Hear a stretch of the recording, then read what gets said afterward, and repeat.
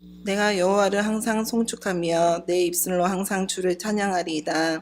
내 영혼이 여호와를 자랑하리니 공고한 자들이 이를 듣고 기뻐하리로다. 나와 함께 여호와를 광대하시다 하며 함께 그의 이름을 높이세. 내가 여호와께 간구하매 내게 응답하시고 내 모든 두려움에서 나를 건지셨도다. 그들이 주를 앙망하고 광채를 내었으니 그들의 얼굴은 부끄럽지 아니하리로다. 이 곤고한 자가 부르짖음에 여호와께서 들으시고 그의 모든 환난에서 구원하셨도다. 여호와의 천사가 주를 경외하는 자를 둘러 진치고 그들을 건지시는도다. 너희는 여호와의 선하심을 맛보아 알지어다. 그에게 피하는 자는 복이 있도다. 아멘. 오늘 말씀 제목 봐보도록 하십시다. 언제나 주님만을 생각합니다. 거기다 적어놨으면 좋겠습니다. 언제나 어디서나 어느 때든지 주님만을 생각합니다. 아멘.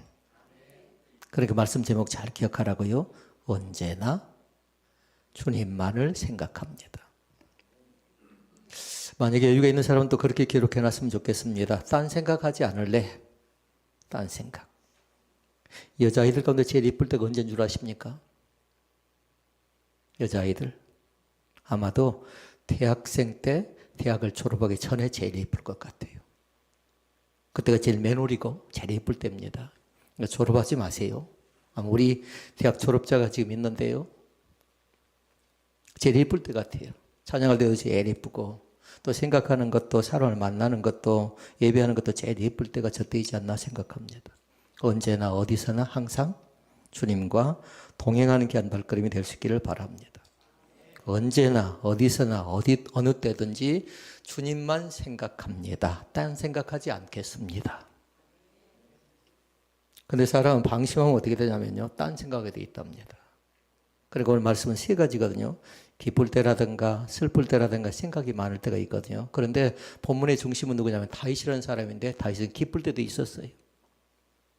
그리고 슬플 때도 있었답니다. 그때 슬플 때는 어쩌냐면요. 굉장히 화가 나고 분노하고 수치스럽고 부끄러울 때였어요. 생각이 기쁠 때는 어쩔까요? 생각이 기쁠 때는 지금까지 지내온 것을 보니까 과연 어떤 때인가 어떤 과정이었는가 쭉 살펴보는 겁니다. 그러니까 중심인물은 다윗인데요. 그러나 중요한 건 뭐냐면 나는 과연 이러한 상황과 이런 여건과 이런 환경이라면 어떻게 할 것인가도 한번 생각해 보라고요. 그러니까 제일 위험할 때가 언제일까요? 기쁠 때, 슬플 때, 생각이 많을 때 가운데. 언제일 것 같습니까? 저는 생각할 때요. 기쁠 때일 것 같아요. 기분 좋은 일이 있죠. 그럼 사람들은 뭐냐면 방심할 가능성이 있거든요. 그 기쁨에 도취될 가능성이 있거든요. 그러면 사람은 뭐 하냐면요. 여지없이 범죄할 가능성이 많답니다. 다윗이 제일 기쁠 때가 언제 있을까요? 골리앗과의 싸움하니까요. 하나님께서 다윗을 도우십니다. 함께 하십니다. 그러니까 뭐라냐면 너는 칼과 창으로 내게 나오지만 나는 만군의 여호와 이름으로 나간다라고 하면서 물리칩니다. 골리앗이 누군 줄 아십니까? 블레셋의 적장이에요. 블레셋의 적장. 상상하기 어려운 사람입니다. 강적입니다. 그런데 여지없이 물찌릅니다. 그때 굉장히 기쁠 때였습니다. 승리에 도취하고 돌아오니까 노래가 나죠. 전쟁 가운데 승리하고 돌아오니까 백성들이 뭐라고 노래하죠? 그렇게 노래했죠. 사울이 죽인 자는 천천이지만 다윗이 죽인 자는 만만이래요. 왕이 죽인 자는 천천밖에 안 되지만 다윗이 죽인 자는 만만이라고 하니까 그때 사울이 일본말로 어떻게 된 줄 아십니까? 야마가 돈대요. 야마란 표에서 죄송한 머리가 돌아버립니다. 왜냐하면 인기가 치솟잖아요. 인기가. 오히려 전쟁 가운데 승리하고 돌아오니까 개선 장군을 오니까 왕이 환영하고 즐거워하고 또 축하제를 만들어줘야 되는데 거기서 괘씸히 여기고 분이 여깁니다. 그러면 사건이 발생되죠. 핵심되는 말씀은 1절입니다. 1절. 내가 여호와를 송축하며 그의 찬송이 항상 내 입에 있으리로다. 아멘. 하반절 말씀 잘 보라고요. 그의 찬송이, 그의 찬양이 항상 내 입에 있으리로다라고 얘기합니다. 그러니까 다시 말씀드리면 말씀 제목으로 가면 언제나 주님만을 생각하는 겁니다. 근데 시편은 뭐냐면요. 시편은 그때 당시 상황이 아니에요. 지난 역사를 가지고, 지난 경험을 가지고, 지난 인생을 가지고 뒤돌아보면서 기록한 시거든요. 그리고 이 말씀은 이미 이 다윗이라는 사람이 사무엘상 21장에 경험했던 그런 내용이랍니다. 시편 34편을 통해서 우리가 들려주는 말씀이 있어요. 오늘 혹시라도 나에게는 어떤 말씀이 들리는가 잘 보시고요. 이런 사람들이 유념해서 이 말씀을 잘 살펴야 됩니다. 첫째 말씀은 뭐냐면요. 믿음이 흔들릴 사람이 우리 주변 가운데 있답니다. 믿음이 흔들리는 사람. 이런 사람들이 시편 34편 말씀을 잘 봐야 돼요. 왜냐하면 하나님께서 높일 때도 있지만 낮출 때도 있고요. 또 생각을 깊이 하라고 할 때가 있답니다. 그럴 때 뭐냐면 그 자신이 믿음의 안정감이 있고 믿음의 견고함이 생겨야 되는데 믿음이 흔들릴 때가 있어요. 오락가락 할 때가 있다고요. 혹시 내 마음이 그런 마음이라고 하면요. 오늘 말씀을 유심히 잘 듣기를 바라고요. 또 다윗의 인생을 보니까 두 번째 사실이 있는데요. 하루하루를 버티고 살아간 사람이 있답니다. 모르겠어요. 우리 가운데도 어떤 사람은 질병 때문에, 어떤 사람은 경제적인 것 때문에, 어떤 사람은 관계 때문에 하루하루를 살아가면서 근근히 두려움 속에 벌벌 떨면서 버티고 살아가는 사람이 있을지 모르는데요. 그런 사람들을 위해서 시편 34편은 다윗이 시로 기록한 겁니다. 또 있습니다. 우리는 선택을 늘 해야 돼요. 선택을. 그런데 사람들이 선택하고 나서 늘 하는 게 뭐냐면 내가 왜 그때 그런 선택을 했을까? 과거를 선택하면서 후회하는 사람들이 있습니다. 내가 왜 저 직장을 가가지고, 내가 왜 저 사람을 만나가지고, 왜 내가 저 교회를 가가지고, 내가 왜 하고 과거를 생각하면서 지나치게 후회하는 사람들인데요. 그 사람들은 이 말씀을 잘 살펴보라고요. 그러나 세 가지가 기억해야 돼요. 기쁠 때, 슬플 때, 생각이 많을 때. 그러니까 기쁠 때 뭐 할 것인가? 그 다음에 슬플 때 뭐 할 건가? 생각이 많을 때 무엇을 할 것인가를 우리는 놓쳐버리지 말고 말씀을 잘 들을 수 있기를 바랍니다. 기억할 것, 과거 가운데 너무 매이지 않기를 원합니다. 그때 우리는 뭐 했냐면 최선을 다해 선택했지만 결과가 좋지 않게 나올 때도 있었습니다. 그런데 과정 가운데 뭐냐면 나의 실수도 있었다라는 겁니다. 그런데 그것이 3번이었어요. 그것을 지내놓고 보니까 생각이 많았어요. 생각이 많았다고요. 그러니까 생각이 많은 사람은 생각을 깊이 할 때는 다른 것 아니라 감사할 수 있기를 바랍니다. 그럼에도 하나님은 여전히 우리 가운데 함께 하셨다는 사실을 믿을 수 있기를 바랍니다. 네 번째 사람이 있습니다. 아직 이해되지 않는 시간을 지나고 있는 사람이 있습니다. 도무지 이해가 안 됩니다. 왜 이 사건이, 이 현실이 나에게, 나의 앞길 가운데 이렇게 펼쳐질까? 좋은 면도 있지만 좋지 않는 면도 있겠잖아요. 갑작스레 좋은 것도 갑자기 생겨날 때도 있습니다. 하필이면 내가 아직 준비되지 않은 하나님은 나에게 주십니까? 라고 생각하는 사람도 있지만 여기서 말한 건 대체적으로 볼 때 좋지 않는 것입니다. 도무지 이해가 되지 않습니다. 그걸 뭐라던가요? 성경은. 로마서 8장에 보니까 8장 18절에 보니까 고난이라고 합니다. 고난. 생각한데 현재의 고난은 장차 우리에게 나타날 영광과 좋게 비교할 수 없도다 라고 얘기합니다. 이 고난이, 이 슬픔이, 이 아픔이 예견된 것도 있지만 전혀 생각하지 못한 가운데 나에게 찾아올 때도 있다라는 거예요. 그런 고난의 밤을 지나고 있는 사람들이 시편 34편을 그냥 묵상해서는 안 된다라는 겁니다. 8절 말씀 같이 읽어볼까요? 너희는 여호와의 선하심을 맛보아 알지어다 라고 얘기합니다. 1절과 8절 말씀을 줄을 딱 끊으시고요. 이 말씀을 깊이 있게 묵상할 수 있기를 바랍니다. 1절과 8절 말씀. 그리고 오늘 말씀은 뭐냐면요. 1절 아까 말씀 우리가 읽었잖아요. 근데 말씀에 대한 결론은 바로 1절 말씀이에요. 항상 여호와를 찬양하겠다라는 겁니다. 언제나 주님만을 생각하겠다라는 겁니다. 어디서든지 어느 때든지 주님만 생각하겠다라는 겁니다. 대신 제가 그렇게 얘기해서 딴 생각 하지 마시라고요. 그 딴 생각은 한마디로 얘기하면 잡생각이 될 가능성이 있는데 사단은 여지없이 우리의 생각보다 침범해서요. 나를 흔들기도 하고 나를 넘어뜨리기도 하고 교묘하게 우리 가운데 찾아올 때가 있습니다. 사랑하는 성도 여러분, 현혹당하지 않기를 원합니다. 나는 중심을 잡고 살아갑니다. 근데 어느 날 갑자기 나 자신이 흔들릴 때가 있어요. 그건 뭐냐면요. 내가 방심할 때라고요. 다윗으로 돌아가세요. 다윗에게는 세 가지의 특징이 있답니다. 하나는 뭐냐면요. 다윗을 생각할 때는 항상 기억나는 것이 있어야 돼요. 다윗이 어떤 사람입니까? 물어보면. 쉽게 나와야죠. 하나님의 마음에 합한 사람. 있습니까? 그러니까 다윗에게 있어서는 이 사실을 절대 놓쳐버리면 안 돼. 하나님의 마음에 합한 사람이다. 그리고 골리앗과의 싸움이 있죠. 그때 뭐냐면요. 한마디로 영웅이었어요. 믿음의 영웅이라고요. 또 다윗에게 있어서 하나 중요한 거 있습니다. 그 자신이 담대한 왕이 됩니다. 왕. 하나님의 마음에 합한 사람이고 또 하나는 믿음의 영웅이고 그리고 담대한 왕이 되는데 다윗의 인생이 꼭 그렇게만 해서 끝난 것은 결단코 아니었습니다. 이렇게 되면 얼마나 좋겠나요? 그런데 다윗에게 보니까요. 다윗의 삶 속에는 승리가 있었다라면요. 아쉽게도 뭐가 있냐면 도망자의 신세가 상당히 많습니다. 왕인 사울을 피해서 도망다닙니다. 그리고 그 자신이 실패할 때도 있습니다. 그리고 어떻게 됩니까? 두려움 속에, 수치 속에, 부끄러움 속에 순간순간 지냈던 것이 상당히 많이 있는데 그래서 시편 34편은 그냥 기록하지 않았어요. 실패하고 나서 부끄러움을 겪고 나서 도피하고 나서 그 자신이 두려움 속에 벌벌 떨면서 인생의 가장 빛나는 순간이 아니라 수치와 부끄러움 속에서 기록한 시가 바로 시편 34편이라는 겁니다.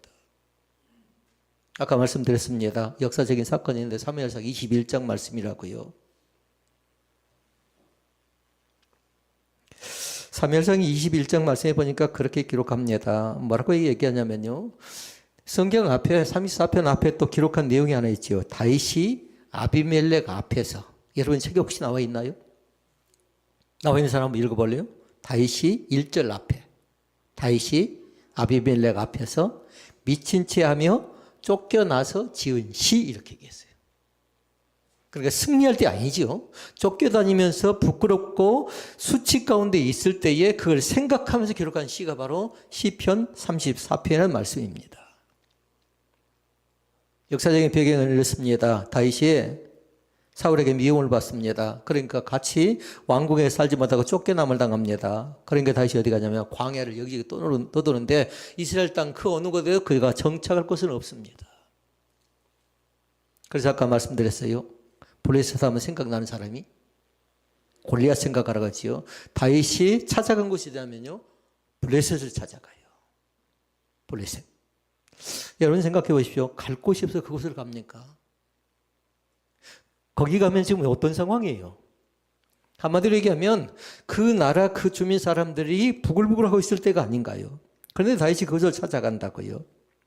그런데 블레셋 땅을 찾아가는데 사람들이 그 자신을 몰라볼 줄 알아요. 전혀 모를 줄 안다고요. 근데 다른 곳으로 간 것도 아니에요. 블레셋 땅에서도 그것도 다른 것이 아니라 골리앗의 고향인 가드로 내려갑니다. 그러니까 이것은 가장 크나큰 문제인데 두 가지 문제가 생겨나. 하나는 현실적으로 가서는 안 될 적이라는 거예요. 그리고 우상이 있습니다. 그러나 신앙적으로도 결코 유익하지를 못합니다.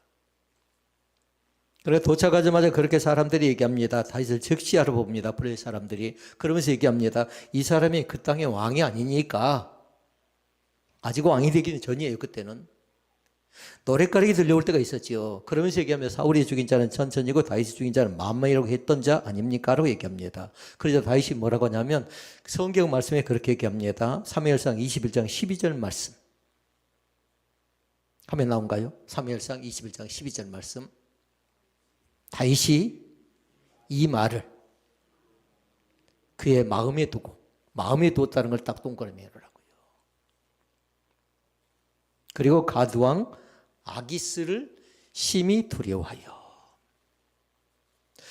그러니까 그 땅 자체는 어떤 곳이냐면 안정적이지 못합니다. 불안합니다. 염려가 있습니다. 근심이 있습니다. 마음에 두었다는 건 뭐냐면 한마디로 하면 두려운 생각으로 가득 채워졌다는 겁니다. 그러게 다윗이 꾀를 셉니다. 살기 위해서 어떻게 하냐면요, 그 자신이 침을 흘립니다. 침을. 지금 뭐 하고 있는 겁니까? 우리가 잘 아는 미친 척 하고 있는 겁니다. 문짝에다 글씨를 씁니다. 그러니까 한마디로 얘기하면 다윗의 인생 자체는 왕도 있었지만 믿음의 영용도 있었지만 하나님의 마음에 합한 사람도 있었지만 이때는 수치고 부끄러움이고 사람들의 조롱을 받을 때인데 가장 치욕과 공포의 시간이 바로 이때라는 겁니다. 그런데 그 자신이 지내놓고 나서 시를 기록하면 뭐라고 하냐면 내가 여호와를 송축한대요. 송축은 찬양한다는 겁니다. 그것도 다른 것 아니에요. 언제나 어디서나 어느 때든지 생각하면서 찬양한대요. 여러분 맞는 말일까요? 이것이 맞다고 생각합니까? 그럼 질문해 봐야 돼요. 정말 다윗이 하나님을 찬양했을까? 정말? 그리고 그때도 하나님을 정말 생각할 수 있었을까를 우리는 이 말씀을 통해서 살펴봐야 됩니다. 그래야 여러분 기억할 거 있어요. 그 고백은 순간순간의 감정을 기록한 말이 아니라는 겁니다. 고난의 과정을 고통의 모든 시간을 통과한 뒤에 나온 신앙적인 결론 자체가 그래도 나는 여호와를 찬양할 뿐만 아니라 하나님이 내 편 되어 주셨다라는 고백을 그 자신이 하고 있는 겁니다. 우리는 고난을 겪고 고통을 겪고 슬픔을 겪고 아픔을 겪죠. 수치를 당하죠. 그러면 대부분의 사람이 어떻게 하냐면요, 내가 믿어봤자 별것 없다라고 얘기합니다. 그런데 다윗은 지난 과정을 쭉 뒤돌아보니까 그 과정 속에 함께 하신 하나님이 보였어요. 그러니까 내 앞에 항상 여호와를 송축한다라고, 내가 여호와를 항상 송축한다라고 그 자신이 그렇게 고백하고 있는 겁니다. 사랑하는 성도 여러분, 이것이 뭘까요? 이것이 다윗의 신앙입니다. 이것이 다윗의 신앙입니다. 여기서 나온 이 찬양이 뭔 줄 아십니까? 이것이 나의 간증이요. 이것이 나의, 뒤엔 잘 몰라요. 찬송일세. 내가 살아있는 날 동안, 나 사는 동안에 여호와를 찬양할 뿐만 아니라 이것이 나의 간증이라고 다윗이 그렇게 고백하고 있는 것을 볼 수 있습니다. 그 인생에 대한 해석을 잘 할 수 있기를 바랍니다. 저는 저희 아버지에 대한 욕심이 있습니다. 아버지의 목욕을 100번 시켜보는 거예요. 100번. 쉽지 않죠. 이영자 권사님. 쉽지 않죠. 근데 몇 번 해보니까요. 지금 카운트다운 저는 하고 있는데요. 첫날부터 쉽지 않더라고요. 제가 좀 믿음이 부족하니까 100번 얼마큼 줄인 줄 아십니까? 절반 잘라버렸어요. 50번을 줄여놨어요. 50번으로. 50번도 할 수 있다면 좋겠는데 제가 하다가 나중에 또 줄여들지는 모르겠어요. 줄여들지 모르겠다고요. 지내놓고 나니까, 인생을 살아보고 나니까 한번 살펴보고 되돌아보고 또 뒤돌아봤더니 나에게 주어진 것이 어떤 사람은 후회뿐이었고요. 어떤 사람은 그래도 지나온 모든 것이 주의 은혜였다고 고백한 사람들이 우리 가운데 있을 줄로 믿습니다. 이것이 뭐라고요? 신앙이라고요. 이것이 뭐라고요? 간증이라고요. 이것이 뭐라고요? 찬양이라고요. 자, 그러면 다윗의 고백을 통해서 세 가지 말씀. 아까 뭐였죠? 첫째는 기쁨, 둘째는 슬픔, 셋째는 생각이에요. 첫째 말씀 봐보도록 하겠습니다. 기쁨이 가득한 날에는 뭐 해야 될까요? 주님을 마음껏 찬양할 수 있기를 바랍니다. 제일 넘어지기 쉬울 때가 언제라고요? 첫 번째에서 첫 번째, 뭔가 일이 잘 되어질 때예요. 그때 뭐냐면 나의 나대에서 하나님의 은혜였습니다 고백보다는 내가 뭔가 잘해서 우쭐댈 가능성이 있다는 겁니다. 사랑하는 성도 여러분, 이 신앙 흔들지 않기를 원합니다. 다윗의 기쁜 날이 있었습니다. 골리앗을 쓰러뜨린 날입니다. 이스라엘 왕으로 군림한 날입니다. 그리고 이스라엘의 영으로 불렸을 때 그 자신이 얼마나 우쭐댔겠습니까? 그런데 다윗은 그 기쁨의 순간마다 자신을 드러내지 않습니다. 그러면서 그 자신을 말합니다. 내 영혼이 여호와를 자랑한다라고 얘기합니다. 이것이 다윗의 뭐라고요? 신앙이라고요. 이것이 다윗의 간증이고 이것이 다윗의 찬양이 된 줄로 믿습니다. 자랑한다는 말 자체를 잘 보라고요. 누구를 자랑하고 있는 거 보라고요. 나를 자랑하고 나를 드러내고 나의 성취감을 나타내는 것 아니라 나를 도우시고 나를 살피시고 나와 함께 하신 내가 의지할 대상인 하나님을 높이고 있음을 볼 수가 있습니다. 이 시간에 다윗은 곧 납니다. 우리 각자 생각해 보라고요. 내가 여기까지 올 수 있었던 이유는 내가 아니라 하나님이었습니다. 내가 지금까지 살아온 것도 내 능력과 내 재주와 내 힘이 아니라 나의 건강이 아니라 하나님께서 나와 함께 동행하셨음을 믿습니다. 그 고백이 있기를 원합니다. 그러니까 기쁨의 순간은 한마디로 얘기하면 신앙이 가장 느슨할 때예요. 내가 됐는데, 내가 기쁜데, 즐거운데. 이때 사람들은 그렇게 얘기합니다. 뭐라고 얘기하냐면 운이 좋았다는 얘기를 합니다. 운이라는 표현 절대 쓰면 안 돼요. 세상 사람들 운을 얘기하고 운명을 얘기합니다. 그러나 뭐냐면 우리는 하루하루 살아가는 겁니다. 한 날 한 날 살아간다고요. 순간순간 살아간다고요. 근데 세상 사람들은 미래에 대해 너무 걱정하지 말자고요. 또 사람들이 그렇게 얘기합니다. 이렇게 일이 잘 된 거 축하한다고 하니까 타이밍이 적절하게 맞았대요. 하나님의 돌보심과 하나님의 인도하심과 하나님의 함께 하심인 줄로 믿습니다. 타이밍 싸움이 아니라고요. 운타령이 아니라고요. 조금 교만한 사람은 그렇게 얘기합니다. 속으로 뭐라 제가 준비를 잘했대요. 준비를 잘했답니다. 물론 과정 속에 내가 준비를 하는 그런 과정도 있습니다. 그럼 뭐냐면 하나님이 들어가야 진정한 신앙인 줄로 믿습니다. 첫째, 기쁨의 날은 뭐 하라고요? 주님을 마음껏 찬양할 수 있기를 바랍니다.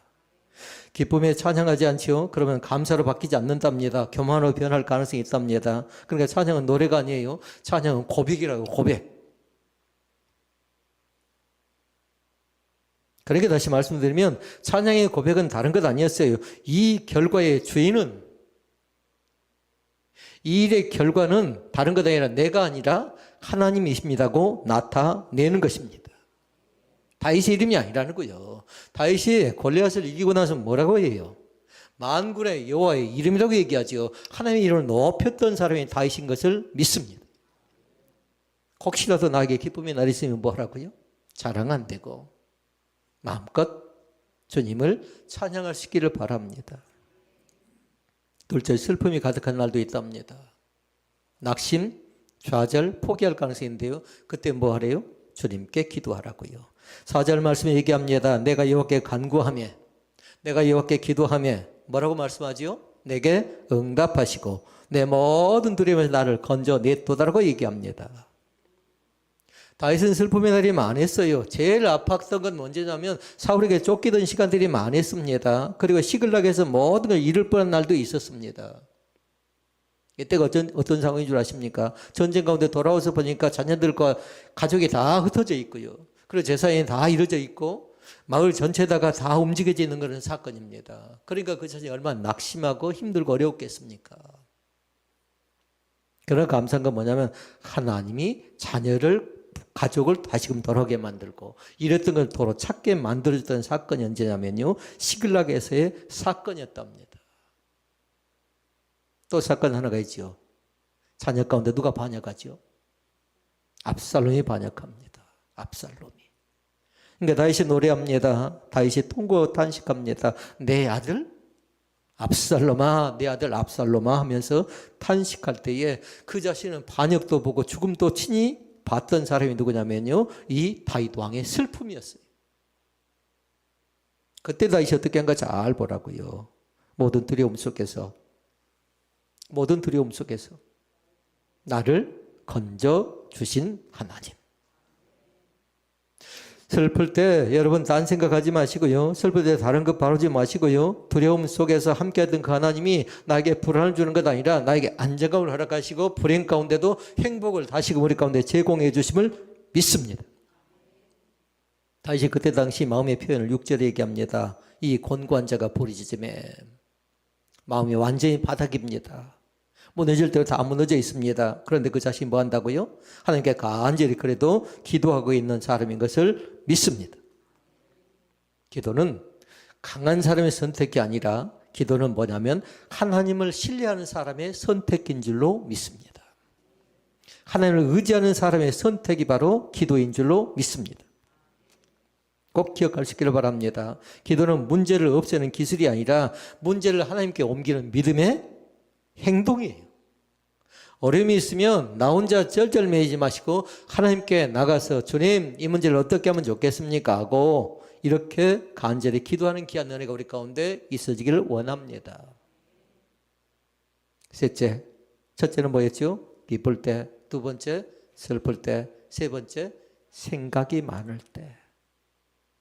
모르겠습니다. 세 번째 항목에 있는 사람들이 상당히 많습니다. 생각이 가득한 날이 있습니다.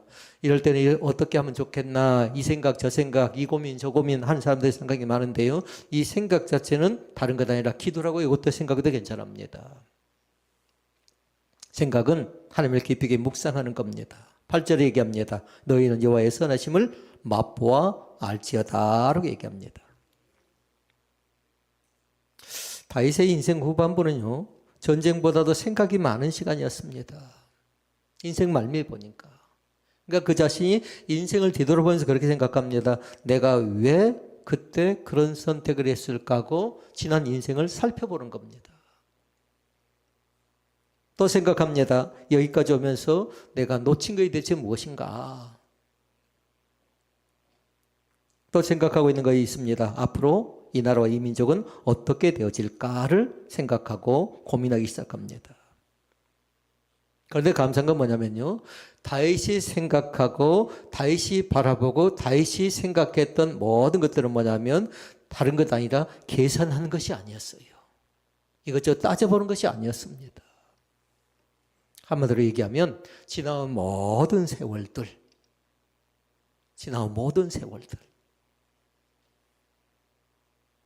주바라기 찬양단, 지나온 모든 세월들 돌아보아도 그 어느 것 하나 안 미친 것 전혀 없네. 믿습니까? 뒤에 나오고 있는 말씀 뭘까요? 오늘 찬양해 보니까 신실하신 하나님 나오대요. 오 신실하신지, 오 신실하신지 그렇게 나오고 있습니다. 기억할 수 있기를 바랍니다. 주님은 오락가락하지 않습니다. 안정감 있게 우리의 우편에서 항상 지켜주는 그 하나님임을 믿습니다. 그의 새로운 기쁨이라고요. 오늘 말씀을 정리합니다. 감사는 하나님을 다시 중심에 놓는 신앙의 훈련입니다. 흔들리지 않기를 원합니다. 감사가, 입술에 대한 감사가, 마음에 대한 감사가, 생각에 대한 감사가 있지요. 그러면 그 사람은 안정감이 있는데 흔들려 버리죠. 그럼 모든 것이 다 엉망진창이 될 가능성이 있답니다. 말씀을 정리합니다. 다윗은 완벽한 사람이 아니었습니다. 그러나 정확한 건 뭐냐면요, 그는 신앙의 방향이 분명한 사람이었습니다. 여러분이 답변해야 돼요. 기쁠 때는 찬양하라, 슬플 때는 기도하라, 생각이 많을 때는 하나님께 감사하라. 주님만 생각할래? 딴 생각은 하지 않을래?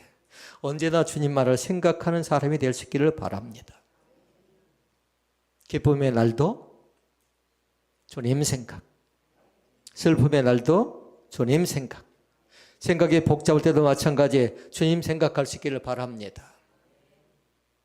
말씀에 대한 결론은 1절 말씀.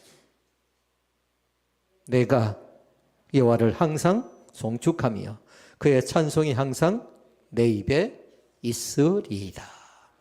아멘. 말씀 제목 다시 한번 읽어볼까요? 언제나 주님만을 생각합니다. 한 번 더요. 언제나 어디서나 어느 때든지 주님만을 생각합니다. 딴 생각하지 않습니다. 그 은혜의 감격이 우리 가운데 넘쳐나시길 주의 이름으로 부탁을 드립니다.